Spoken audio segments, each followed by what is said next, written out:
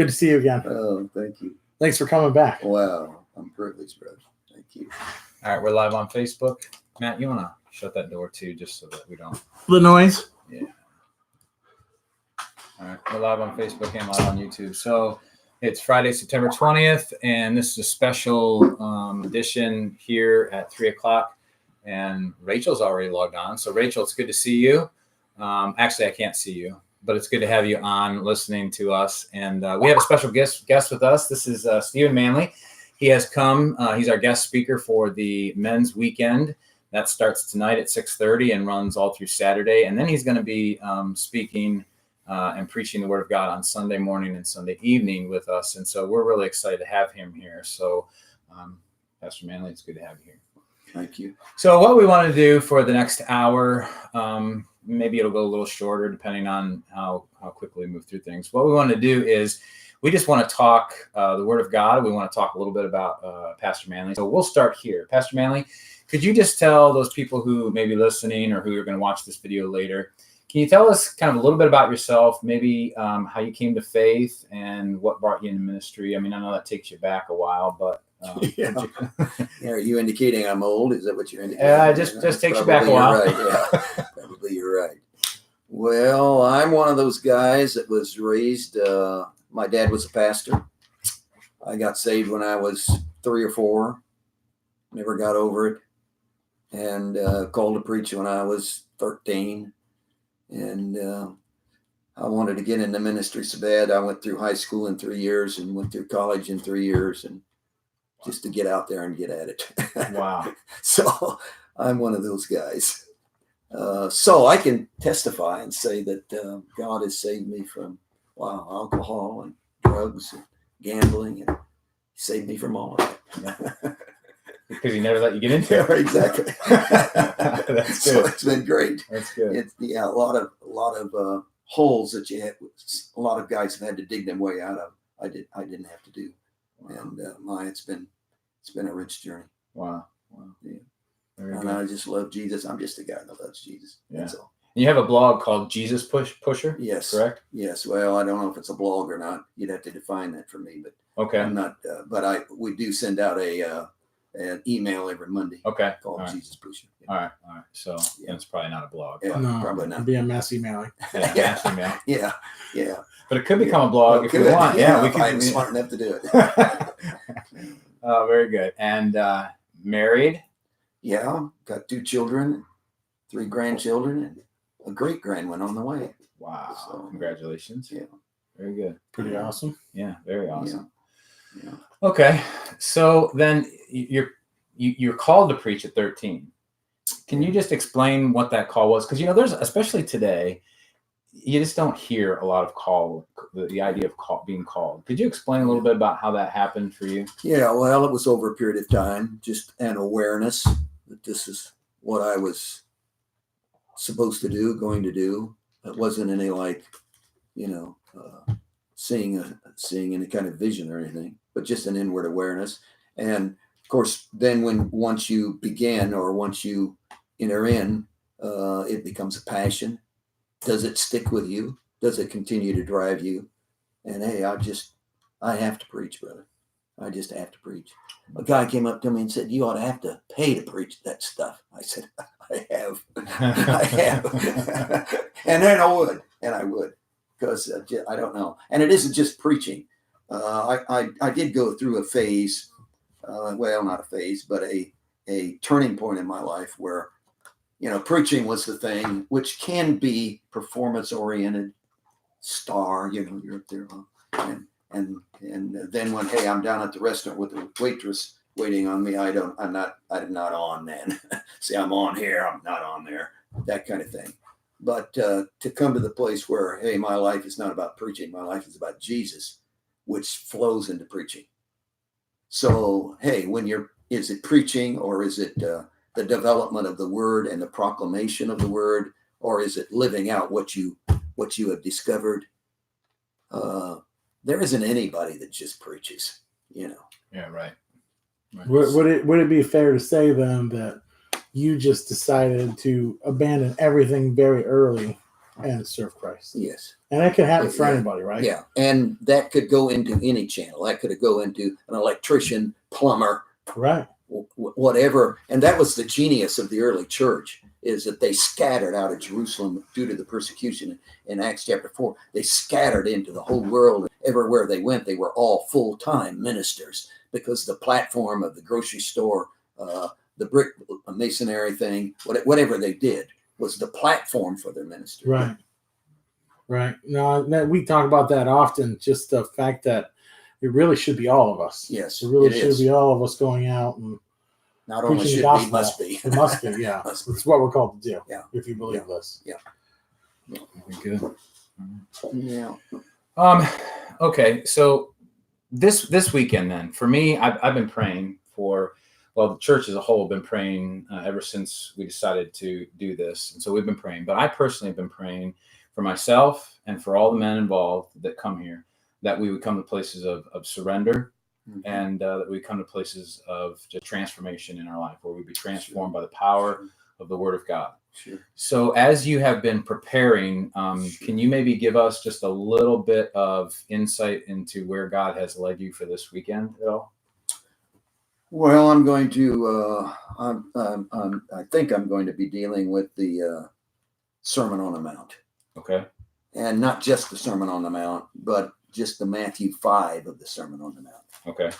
What happened was back in the 80s, which goes way back, but I began to study the book of Matthew, and ended up. I took Matthew as my life's book. Okay, so I began to study it at chapter 8, because I didn't want to get into the Sermon on the Mount. Okay. So, and the reason I didn't want to get into it is like a hole. You fall into it, you never get out. It's just so. And there's so much material out there on the Sermon on the Mount. And probably the stupidest thing in the world is for a guy to get up in a pulpit and say, let me take the greatest sermon that was ever preached by the greatest man that ever lived, and let me explain it to you. It takes a lot of nerve, doesn't it? Yeah. Yeah. So I limited the Sermon on the Mount. But I finished the book of Matthew then from 8 and went back to chapter 1 and began to work and now I'm into the Sermon on the Mount. So again, it's a hole that I don't know that you'll ever get out of, but I'm about to die, so it doesn't matter anyhow. So I've been going through this, and it is radical, and it's life-changing. And then he goes into these illustrations, these 6 illustrations. I mean, he gives you phenomenal, overwhelming truth and says, here, I want to explain to you what the kingdom is, what you're getting yourself into. Turns to his 12 disciples, and there was probably a crowd there. But the 12 disciples said, I want to tell you what you get yourself into. And he presents to them the whole new covenant kingdom concept. And once he gets that done, he says, I know you didn't get that, so let me illustrate it. And he gives these 6 illustrations. And I've desperately tried to find one illustration. Or let's say it this way, I've desperately tried to find one area of my life that doesn't fit into one of those illustrations. Because if I could, then I could go do what I wanted to do. But he discovers it all. I mean, he covers the emotional thing, like in the first one about anger. He covers the sexuality thing, the marriage thing. So he just walks through every area that we're dealing with. And he really comes back to the same point each time and says, hey, here, you think the problem is here. I tell you the problem is here. You think the problem is here. I tell you the problem is here. So you're trying to solve this, and I tell you that's not the issue. My favorite illustration. On my way up here, I pulled into a filling station to get gas, and found out my transmission was stuck in reverse. What am I going to do? So I backed all the way up here, hundreds of miles. It was tough. Yeah. So before I got here, however, I realized I can't do that whole thing. So I stopped at a auto parts, and I got some spark plugs and wires, and I tuned my engine. But it didn't solve the problem. Of course not. Oh no, you didn't address the right thing. Got a transmission problem. Right. So we're trying to solve all these problems in our lives, but we're not addressing the issue. Right. See, if you want to talk about the homosexual issue, Well, what are you going to do about that? Oh, I don't know. The same-sex marriage, I don't know. And the guy who thinks he's a girl, I don't know what to do with it, because it's not the problem any more than what are you going to do about adultery? I don't know. Alcoholism, I don't know what to tell you. Go to AA, try your best, I guess. See, but because it's not the problem. Right. That's what Jesus says in the Sermon. Yeah. So that's what we're going to deal with. And we do all kinds of tricks with ourselves, setting up accountability groups and this and that. And I'm not against any of that. Again, this is not about being against, but in the bottom line is that's not the issue. It's this intimate core. It's this core issue at the heart of your life, and the intimacy with Jesus and transformation there, and merging with him and beginning to think like he thinks. What would happen if I saw women the way Jesus sees them? Well, that solved the whole problem. Yeah, exactly right. See, it's the old idea. What makes a dirty joke funny? Well, the punchline. Well, that's not true. You go to a young family that's just lost a week-old baby, and whack the husband on the back and say, let me tell you a dead baby joke. Well, he's not going to laugh. Right. See, the mother who's just, the wife who's just suffered through the death of her husband that she's nursed for 10 years in cancer. Whack her on the back and say, hey, I got a good cancer joke I want to tell you. See, she's not going to laugh. Right. So it's not the punchline. See, it's your perspective, what's in here and how you view things. Yeah. And brother, that's got to change. Or you can slap your hand, take cold showers, do anything you want to do. But unless that changes, you're in trouble. Right. Yeah. Well, in one foul swoop, I think he answered all of our questions. So, So maybe you don't want to come. See everybody.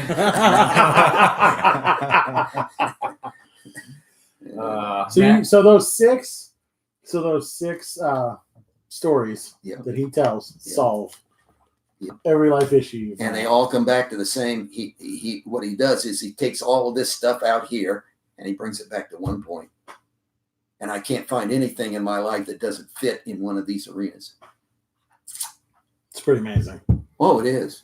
The insight as he was explaining it to his disciples. I mean, I think that's one of the things that people really have a hard time believing this book in general. Yeah. This book covers everything from history to how you live your life. Oh, yeah. Tells us all of it from start to finish about mankind. Yeah.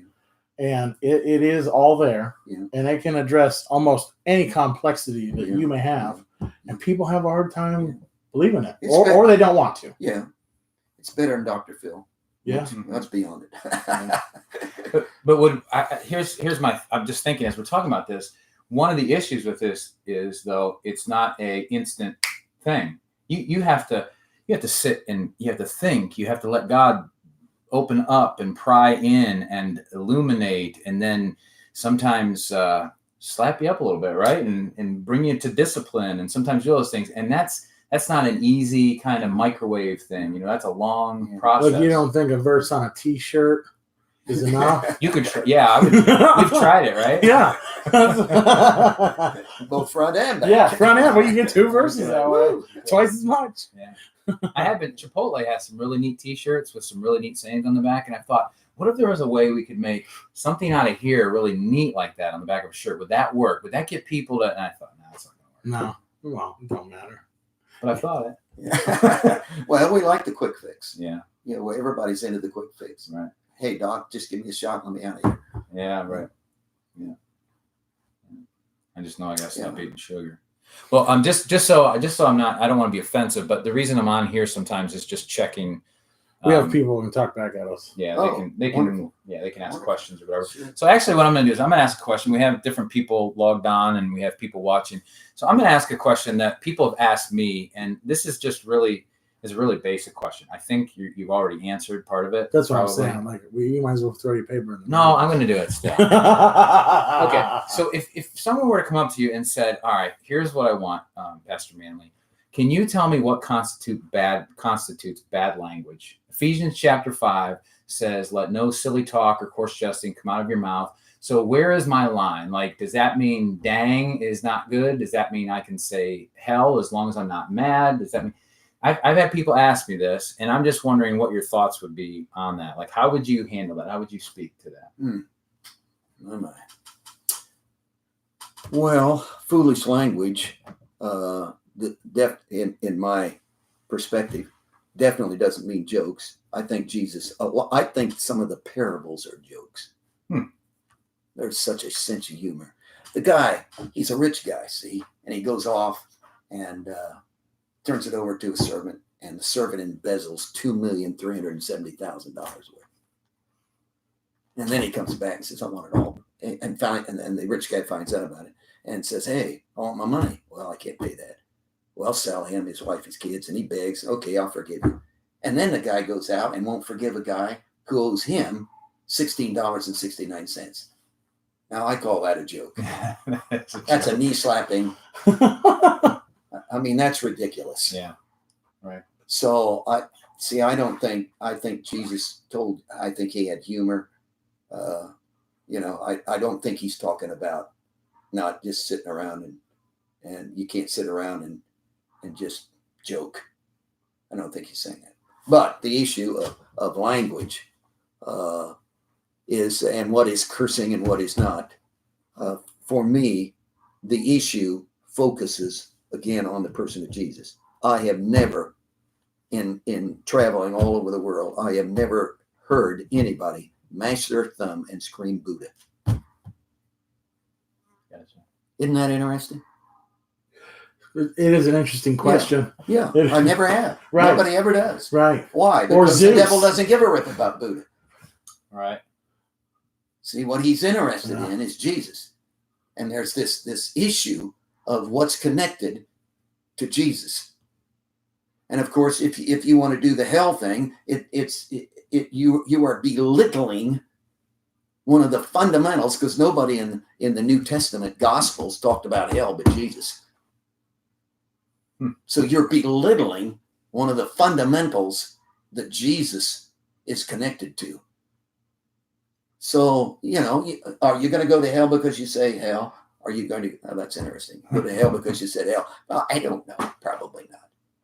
I mean, yeah. And of course, it bothers me inside when I get around people who say, "Oh, Lordy, Lordy," or "Oh, good Lord," or "Yeah, is that wrong? Is that right?" Well, it isn't in my language, because there is a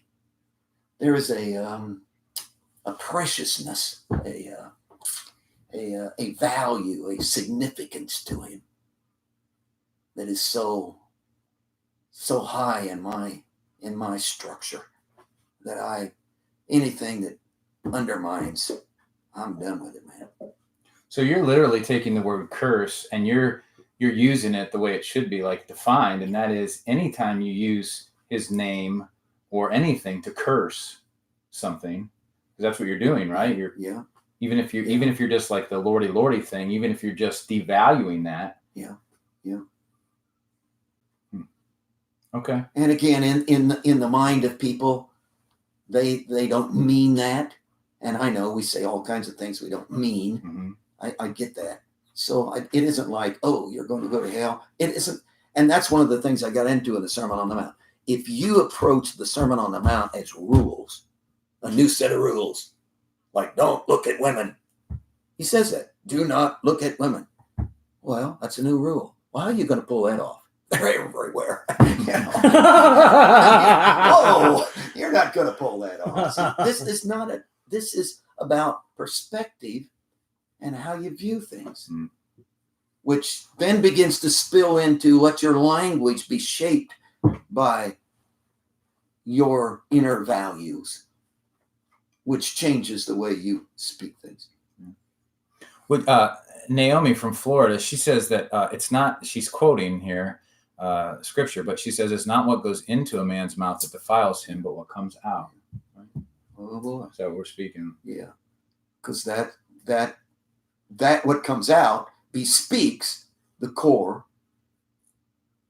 value of your life. Mm-hmm. And the influence that you have with people around you. So Matt and I were talking a little bit about this earlier today, and he brought up the word ignorant. Sometimes you could refer to that kind of speech as an ignorant language. Well, okay, so you could. you're filing a lot of this, and like, go figure, you've made this a much more intelligent and theological discussion about really like using the Lord's name in vain. Mm-hmm. And there are a lot of people who have little sayings like Lordy, Mm-hmm. Lordy, and so on and so forth that don't realize that possibly could be taking the Lord's name in vain, right? And I think where we were coming from, it was a much more not intelligent swearing with a lot of other vocabulary that people are, say, 50 years ago would not even say at the same time. But now it's regular commonplace. Yeah. I hear 10, 12-year-olds, and I'll admit I use it sometimes depending on where I'm at work and things, and I don't necessarily see it as would be like taking the Lord's name in vain. It wouldn't be that, but it's just a different, it's a slang, right? Yeah. That was not accepted and is now slowly becoming accepted, or is more accepted. And when it's used, I've really looked at it in my life, and it really, like, I'll label myself as, well, that's just like there's an ignorance there of like maybe better words to use, or am I just fitting in with where I'm at? Is that okay or not okay? So or it becomes a habit, right? Or a habit, just a habit or a crutch, a tool to lean on, like saying or a, or pausing in a sentence. Because when I was a kid, we used to, if something was terrible, we would say, "Oh, that thing sucks canal water." Now I have no idea even what that means, right? But canal water must be dirty, and so okay. So now, as an adult, and this is years ago, I don't say it as much now, although sometimes it will come out. But I might say, "Oh, this sucks." But when I say that, which it is very commonplace now, right? Like everybody says that, right? So, but April one day, she's like, "Brian, that's like that just no, that doesn't sound right." So she becomes kind of my Holy Spirit sometimes, and and I'm like, you're right. It sounds just terrible coming out of my mouth. So I'm really, more sensitive to that. But, words are powerful. Yeah. And one of the things that brought me to that was my boys. I've always tried to be careful with my boys. Yeah. And I told Matt this earlier today. One time they got me so mad, and I just something had happened, and I said, "What the hell?" And this was like years ago. And Nathan, my youngest, has never let me live. Matter of fact, if we're in someone's presence, he'll be like, "I heard Dad swear one time." And I'm like, there's a part of me that says I'm thankful. That's the worst that I've ever, because I've heard a lot. But at the same time, my standard isn't what I used to hear. My standard is Jesus. So I don't want to do that. But he's funny because he will tell on you in a heartbeat. My youngest. So you got to be careful what you say around Nate. But all right, so I think what we're saying here is that for the most part, this again comes back to Jesus is my Lord, and if He says this is not good language, then you need to deal with that and clean your mouth up or do whatever you need. Yeah. You can't clean your mouth up. He's got to do it, right? Yeah, that's right. We definitely want to stay away from, using the Lord's name in vain. I think that would be good. That's a pretty That's a pretty solid one. Yeah. And we don't want to be judgmental, because somebody says something that we, in a way that we don't like. Right. One of the great things about theology, you can have stupid theology and still love Jesus with your whole heart. Yeah.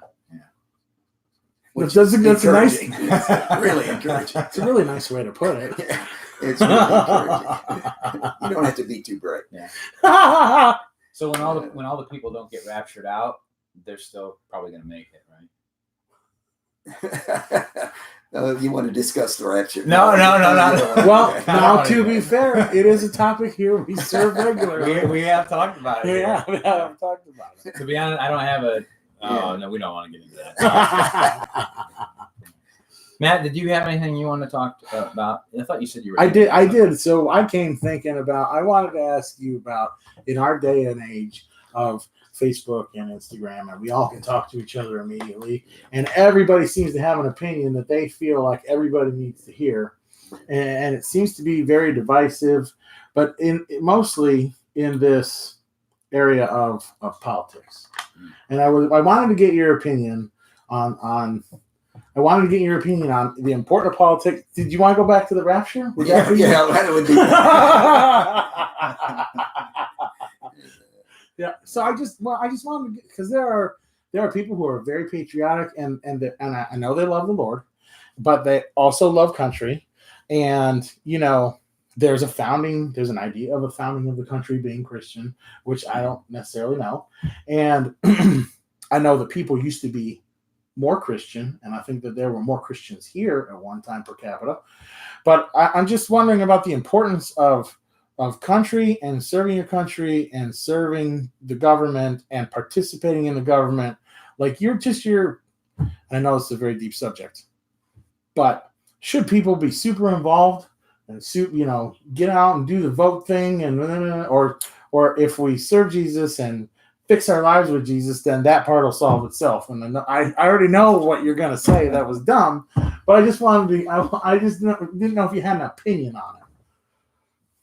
Well, yeah, I probably do. Yeah. Would you like me to express it? Yes, you would. In whatever capacity you would want to. Yeah.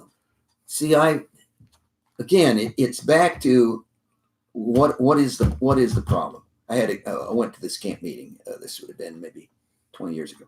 Went to this camp meeting, preached in this camp meeting, and one guy, he wouldn't come to any of the services I preached in. He sat over by the office on a chair and just wouldn't participate in the services. And why? He will not come to any service where there is not a definite statement against abortion. That's a mammoth issue for him.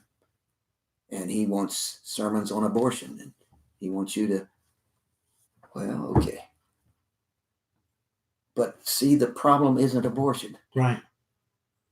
See, you could do away with all abortion. If we made the rules and backed it up and pushed it, if you did away with all drug addiction, wouldn't solve the problem. We'd lick frogs or we'd do something. Right. See, right. That's the problem. So when you begin to talk about politics, well, in politics, here's the issue. Well, if you solve that problem, it wouldn't solve the problem. Right. Because the problem is not in politics. Which doesn't mean that you shouldn't participate. Yes. Right. But hey, I'm not going to go down and pick at the adult bookstore. I'm sorry. Why? Because it ain't going to do any good. Right. Those people there already want that. Yeah. See, it just isn't going to do any good. Right. Maybe what I ought to do is get next to my next door neighbor who goes down there and have him over for supper and begin to share Jesus with him. See, because that doesn't, to me, that does not hit the issue. And I want to spend all my time not lambasting how bad drugs are. I want to change the heart of the druggie. I want his heart to be changed. That's my approach. Yeah. That's good stuff. That's good stuff. So Matt, I know you were thinking about picketing the Tasty Freeze. No, I was thinking I wanted to fly out. Diabetes and stuff. I wanted to fly out and picket the library where the cross-dressers read books to young children. Oh, where is that? What state That's is that? in Washington. Washington. Yeah. Okay. Yeah. Interesting that Vanderbilt Hospital in Nashville, our hospital where I'm from. It's the big training. I mean, everybody comes there from all over the country. A nurse told me the other day, they are building an entire wing for transgender operations, which will have counseling before and after, and it's all going to be paid by our insurance, Medicare, tax stuff. Wow. So then the person that says, but wait a minute, if as a Christian you don't get involved and these liberties are taken from us, then we are to blame. How would you respond to that? Well, again, I'm not saying we shouldn't get involved. Okay, all right. But get involved realizing that's not the issue. Gotcha. See, we act as if that's the issue, and if we could just solve this, and we pour all of our energy and all of our time and build walls and you see, you just don't see Jesus. Jesus really, the person of Jesus has really become my standard. Man, if he did it, I'm going to do it. If he didn't do it, count me out. See, and I just don't see him in the religious sense doing a lot of what is going on in a lot of the vision charismatic type of thing. See, did Jesus speak in tongues? No, he did not. Did he bark like a dog? No, he did not. I don't know what to do with that. Right. And he's the epitome, the prototype of this whole thing. Did he pick it? He was criticized for going to the parties. Right. He didn't pick it. And he what are you going to do with that? He interfaced He with did. the politics. He did. But he never tried to affect it. He just always spoke what his father wanted. Sure. Which is, I think, where we are. Yeah. And what he couldn't stand more than anything was the hypocritical, pharisaical, legalistic, snobbish, narrow-minded group of people who were the religious political structure of their day. He couldn't stand that. Yeah. So you're saying he wouldn't like Republicans? Is that what you're? Well, he loved publicans. I know that. Republicans, yeah, right. And probably Republicans too. Probably Republicans, yeah, I know. All right. Well, this is something that has been a little bit on my mind, and Matt and I have talked about it, but I thought we'd get your perspective. It's just a quick question. You can take it wherever you want, but can an individual be saved and not be a disciple? Wow. Well, I would assume that we would have to define, number one, saved, number two, disciple. But in my framework of definition, no, that's an impossibility. Okay. Because salvation, and part of this is culture, and again language. But in the biblical culture, they had a large view. They didn't. Our culture dissects. We have to. We don't have any choice in our culture but to dissect, compartmentalize, departmentalize. So you don't go to a doctor. You go to a foot doctor, eye doctor. You because doctors no. See, and here in the biblical perspective, they saw the forest. We always see the trees. An example of that is they didn't think in terms of, the crucifixion of Jesus, or the birth of Jesus. My, wasn't that wonderful? Oh, here's the crucifixion of Jesus. Wow. Oh, here's the resurrection. Like these were three separate things. Oh, here's the ascension. Oh, here's the second coming. What they saw was, wow, birth, death, resurrection, like one event. See, in our theology, Nazarene theology, we talk saved, sanctified. But the truth of it is, it's a bunch of them. It isn't just the Nazarenes, right? Yeah. That's the holiness movement, right? Okay, saved, sanctified. Now, when you talk that language, you are talking our cultural language, which is we've had this experience. They talk salvation. So when Paul comes, or Peter, for instance, in the Acts thing, and I've been preaching on this recently, it's just, what do you do with this? When he comes in Acts and is standing before the Sanhedrin, and they say, by what power, by what name have you done this? He says, nor is there salvation in any other, for there's no other name under heaven given among men by which we must be saved. Now, is he talking about a trip to the altar? Well, no. See, there's no salvation. It's the big picture.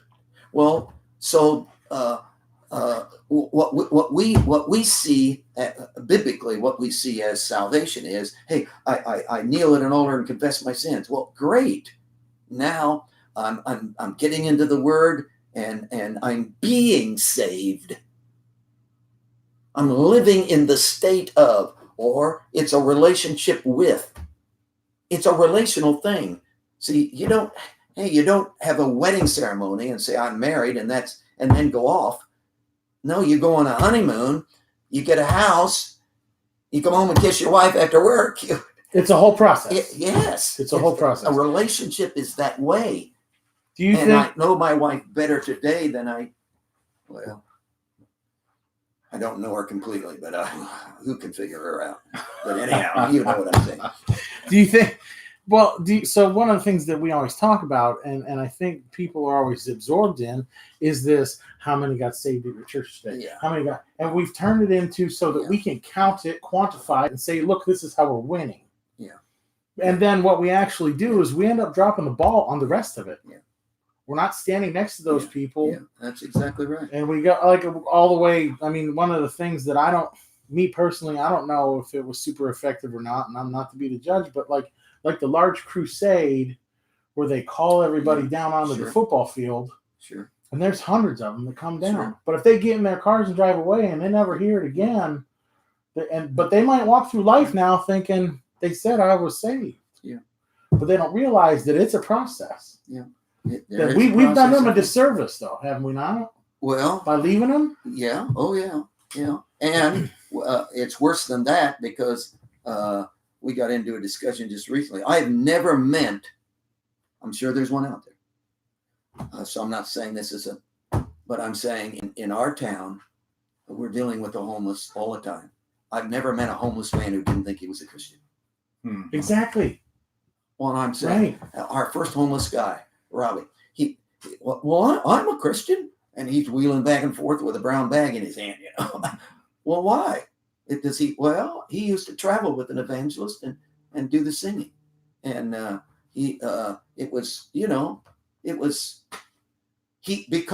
that's where the whole eternal security. See, how do you define being saved? Well, hey, I've been born again. I've had this experience. So if it's defined in terms of, if salvation is an experience, and you cannot unhave that experience. So once you got that experience, you're done. You're in. That's it. Well, hey, if that's what you mean by being saved, yeah, hey, you don't have to be a disciple. But that isn't what we mean.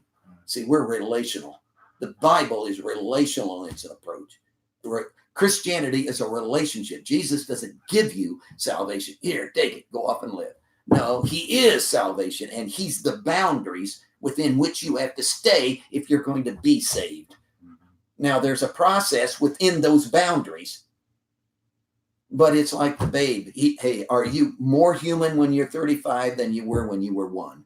Well, no. You've entered into the human life when you were born. Well, do you know more when you're 35? Well, hopefully. It's questionable. Yeah. So there is a process, but the salvation idea is you are within the boundaries of this person, have a relationship with this person. And if you step out, and Peter is just death on that. If you step out of the boundaries of relationship with Jesus, you're done. Wesley said, 1 split second without Jesus and I'm a devil again. Didn't use the word split. 1 second without Jesus, I'm a devil again. Wow. I have to stay within the boundaries of intimacy with you. I'm dead meat, man. That's pretty deep. Yeah. It goes back to the abiding that Jesus talked about. It does, and that's what I call discipleship. Okay. That I'm learning in the process of that relationship, which is discipleship, a learner. So one of the other things that's fun about what we talk about, or we have talked about, is this idea. We go back and forth with, and I think we're Calvinianism, but the Calvinist versus Arminianism debate, and the ability to be, Speak for once yourself. saved, always saved, or you can go in and out and in and out and in and out of being saved or unsaved. Do you have an opinion on that? Well, sure I do. If you take this, again, anytime you define Christianity as relational, you can't come back to eternal security if it's relational. Relationship demands intimacy, and even in relationship, of course, there's levels of relationship. I probably have a relationship with at least 300 women across the United States, but not on the level with my wife. Well, those are levels. Right. Okay. Well, I have a relationship with Jesus, but I'm following afar off. No, you can't do that. See, relationship with Jesus is, if salvation is in him, it's in the intimacy and embrace of his person. And again, let me restate the idea that he doesn't give you anything apart from himself. He gives you himself. He doesn't give you happiness. He is happiness. He doesn't give you peace. He is peace. He doesn't give you power. He is power. So you don't need to ask Jesus for anything. Just go after him and you got it all. That's Paul's whole idea, that God, the Trinity God, spoke into existence all these spiritual blessings and destiny for your life. And you know where he put them? In Jesus. So if you get in Jesus, within the boundaries of relationship with him, you will experience all of this. And if you step out of the boundaries of that relationship, you don't have it. So it's all defined within that, in that relational concept, and marriage is that way. You don't fall in and out of marriage. Right.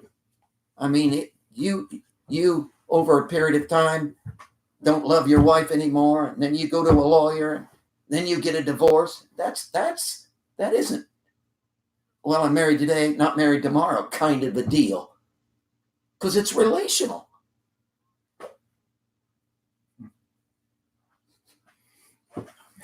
So it's more on the, well, all right. So I guess to dig down deeper on that. So you're saying then it is possible. It isn't just that you had a bad day or a bad year or whatever you want to call it. You can fall out of, and adversely, can you come back? Well, yeah. Okay. Well, sure you can. All right. Yeah. Because I think if I understand the Calvinism argument correctly, it's just that no, you still were never saved because you still did not understand. Well, that's one bracket. In other words, there's all kinds of levels. Right. Of those ideas.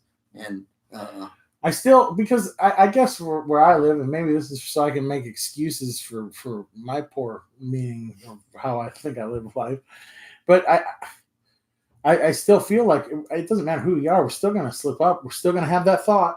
We're still going to murder somebody in our mind, and have to say, God, I'm sorry about that.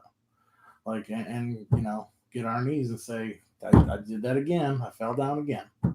And I think, I don't know that I'm necessarily looking for the answer, but we've debated it because there are people who question, does that mean I wasn't saved for 10 minutes while I figured that out and now I'm saved again? And because I asked for forgiveness and repented, and then he had another one, and where does this go in and out? Or maybe I'm just talking about something that doesn't really matter. I don't know. But, it matters. Yeah.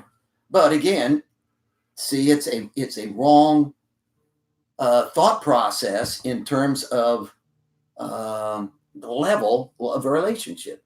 In other words, you're defining Christianity in terms of things that you do or don't do, and it's not. That's what I'm trying to say. It's a relationship. See, it's a relationship that you have with him, and it's I want his mind. I want to think like he thinks. Well, that thought doesn't fit. That thought doesn't fit into his thought process. Well, hey, I'm sorry, I don't want that, Jesus. Well, that doesn't break relationship. That enhances relationship. Yeah. Hey, I quit hanging my coats on the doorknob. Why? Because my wife doesn't like that. Okay, it took me a couple of years to learn that. Right. But every once in a while, you hang your coat. Yeah, whoops, I'm sorry. It's not her.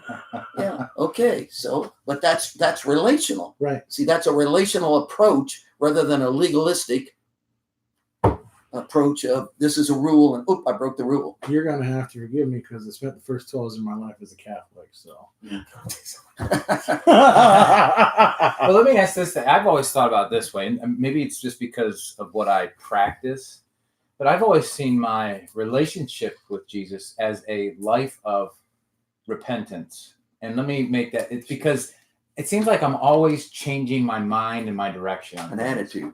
Yeah, you live in the attitude. Yeah. Of I'm open. Right.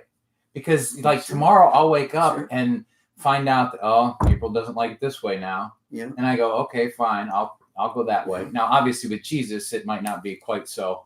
It's a little more rigid. Yeah. It's going to stand one way. He's going to say, hey, this is the way it is. But like for me, I try to stay open to that. And what I say is I live a life of repentance because I know that on my own, I'll go the wrong direction, but I'm always ready for him to show me the right direction. Sure.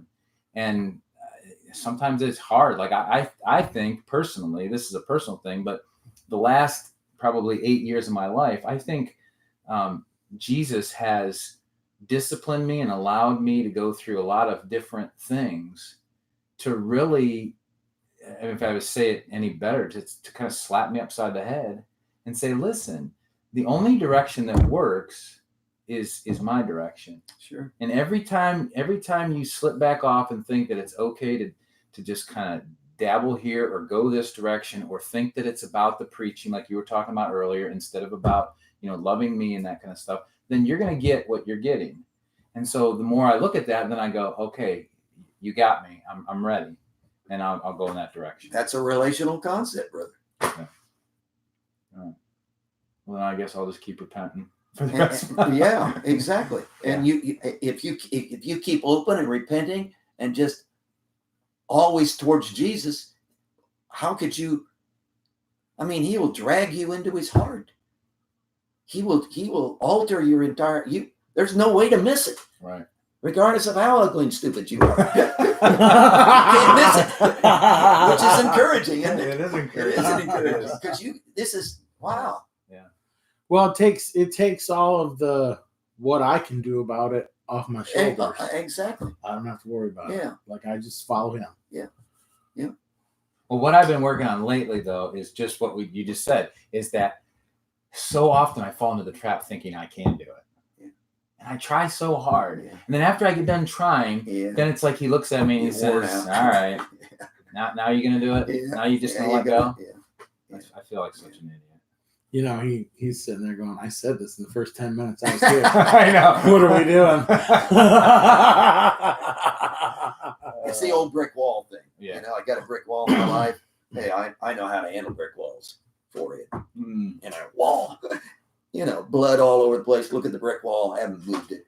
Call on Jesus. He comes, moves the brick wall. Oh, good. 3 months later, got a brick wall. I know how to handle brick walls. Forehead. That's true. Blood everywhere. Yes. Hey, Jesus. You think? Analogy. I'd say, hey, say the. Let's not go through that. Yeah. Right. Let's not go through that.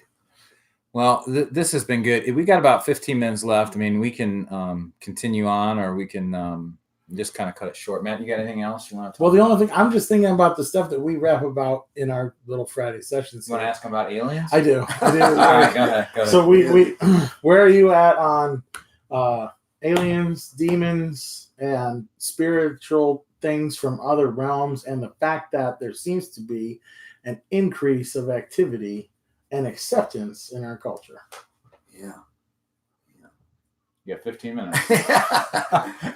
Well, when you say aliens, I think in terms of people from other planets. Well, that's what we are talking about. Yeah. Well, I'm not talking about illegal aliens. Now I'm talking about little green Martians. Yeah. The Area 51, and like simply because from the standpoint of like there's so much of it out there.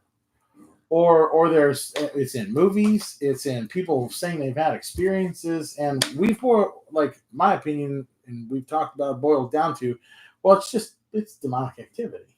Like it is other dimensional. And the thing that's scary about it is people seem to be accepting it. They want to see scary movies. Yeah. They want to see alien movies. They want to drink as much of this in, and it's become almost okay and funny. Mm-hmm. Where myself, if we watch some of this stuff, it scares the death out of me. And I don't know. Glad you didn't say hell. Yeah. We've already talked about that. Let's quit the silly. So anyway. Well, yeah, I think we're running into demonic activity just nearly every week. Right. Just nearly every week. Do you think we'll see a physical manifestation of it eventually as humankind? This going back to, so it will be in the days of Noah. Yeah. Noah, and it'd be like, it's like Noah in the end. Yeah. And I think that Noah lived in a time where, I mean, for crying out loud, he lived to be 800 years old. I think they saw some otherworldly interdimensional things that the perfect world had before it met the flood. And if some of those things are seeing some of that activity available, is that coming back? Like, it is Satan, the ruler of this planet, getting ready to be accepted, in the end times? Because he's going to have to make an appearance to be defeated, right? So along that kind of principle, it seems like there's a priming of the bump to have this be accepted. There is definitely a swelling in demonic activity. Yeah. And you can worry about that, and you can study that. And again, that was one of the things that we talked about earlier, was the idea of that can get you off focus. In other words, you can become so conscious of demonic warfare and fighting here that you miss Jesus and relationship, and he being the solution to all of that. And of course, that's my plea with, hey, and this is no criticism to guys who are really into the second coming. Hey, if you're into the second coming, fine, and arguing about all of the things that are or aren't, but I'm not into that. In the first place, it doesn't matter. Yeah. I mean, what you believe, whether whatever, just doesn't matter. Right. Because it is what it is. Right. So let's focus, see, on the relationship with Jesus in his mind and his heart, and getting people into that. See, if we can get that done, then the demonic thing is pushed back. Right. Now, I think we need to be aware of it. I'm not saying that. I don't think we need to ignore it. I think we need to be aware it's happening, but you can get, and hey, I came up through the age when we were doing, the demonics over our city, and we had groups that would get together and they would do the gapping thing. I have no idea what that is. Well, they would sit, a Christian would sit and would open himself to a demonic involvement where he literally began to voice what the demons over our city. A Christian person. Yeah, a Christian person would become the voice, and we would ask him questions. I say we. They would ask him questions. What's your plan for our city? And he would begin to voice this. I mean, that's crazy stuff. Well, it's dangerous. Yes. See, it's yes. So we were trying to say, okay, let's find out what the demons have planned for our city, so we can offset this kind of approach. I don't know, but we went through that whole thing where the church was doing that, and we were, you guys, well, you're too young to know. Man, that's weird. That's a topic for a whole other day. Yeah. We love the stuff we were doing. Yeah. That's really good stuff. Oh, that's crazy. Oh, yeah. It was, and there was a whole books written on it. Really? Oh, my, yeah. It was a movement, man. That makes the snake handling thing seem really silly. Yeah, that's a whole movement. Wow. So is this similar to channeling? Yeah, some of that. Well, what, like, now I have a million questions. Like, who picked the guy that was like, all right, Ted, you're going to talk, the demon's getting in you today. Yeah. Wow. That's not good. No. And you can get so focused on that you miss the destiny of God and his ministry through you that he wants to do. And guys, I'm dead set against anything that takes me off the focus of Jesus. See, I'm just dead set against it. Hey, even a good thing. It's like the homeless. Let's feed the homeless. Our whole city, the churches in our city in Lebanon, they want to feed the homeless. Okay, but I say, I try to keep telling them, I don't care whether the homeless eat or not. I don't care whether they starve to death or not. I don't give a rip. Well, I want to get them into Jesus. Well, no, we just want to feed them. No, I want to feed them, and then we'll preach to them and have them stay for the Wednesday night service. Well, they don't want to stay. Well, then I don't want to feed them. Because this is not about feeding them, see? This is you see what I'm saying? Yeah. And I'm not against feeding them, and I do want to be, it's not, but it's off focus, see? But all right, so this kind of feed into man's weekend, right? that was a very manly wisdom thing to say, Right. that really could be seen as like, did you come off insensitive? Were there people that you were saying this to? They were like, well, I never heard such a thing in my whole. Don't you have any compassion? Don't you have compassion? You know, but what you were saying is truth, because you could feed those people endlessly. The poor we have with us always. There's no problem with that. Right. You just and we begin to do the feed the poor. Why? Well, it just makes me feel good. And that's really why we're doing it. Yeah, so we're doing it for ourselves. Right. Right. And no life has changed. And Oh, okay, can I say this then? So getting on this topic then, just recently, I've been reading through the book of Isaiah, just in kind of quiet time. And I get to Isaiah 58, and he's talking about, I don't like your fast. Your fasts are just junk because you're trying to humble yourself. But here's the fast I've asked for you. That is to feed the hungry, to clothe the naked, to set the captives free, all those kind of things. Now, obviously, that's in the context of all of it. So it's not just one. It's setting the captives free. It's feeding the hungry. So that's the whole thing. But in my heart now, I'm trying to listen to God's Spirit. I'm saying, okay, I will do all this. I know I haven't been very good at it, but I'll do all of it. The problem is, how do I do it? Like, do I just start a soup kitchen? And if it's the vision that God's put on my heart, I can't like tell the whole church we got to start doing this now, because that's not right. Because so I'm asking God how to do this. So today I'm on my way into church, and there's this lady who is walking on 608, and she's got a big bag, and she's walking. And I think I've seen her walk before.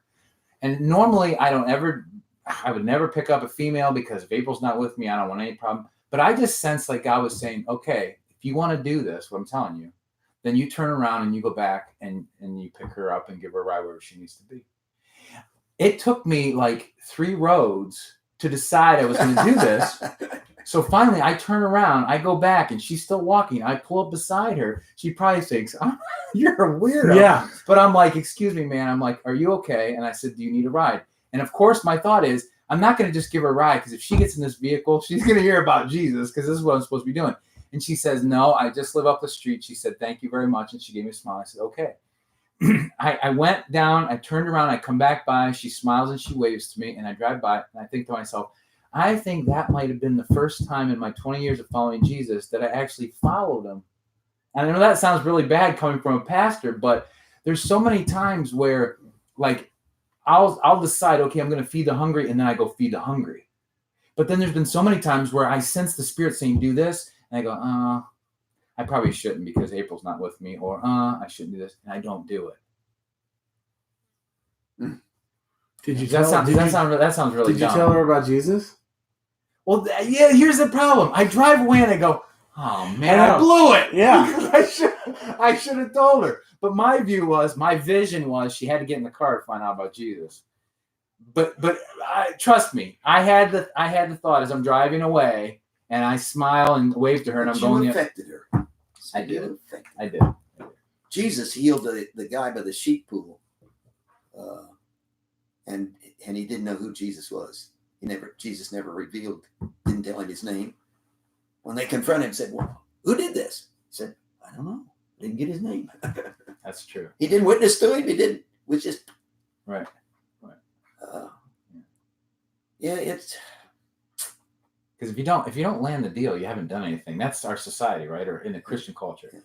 Well, and we're facing that in our church, and of course, again, we have this compassionate ministry emphasis, and we've got these 50 guys coming out of jail, and see, no family wants to come with their kids. Why? I don't want my teenage girls hanging around these.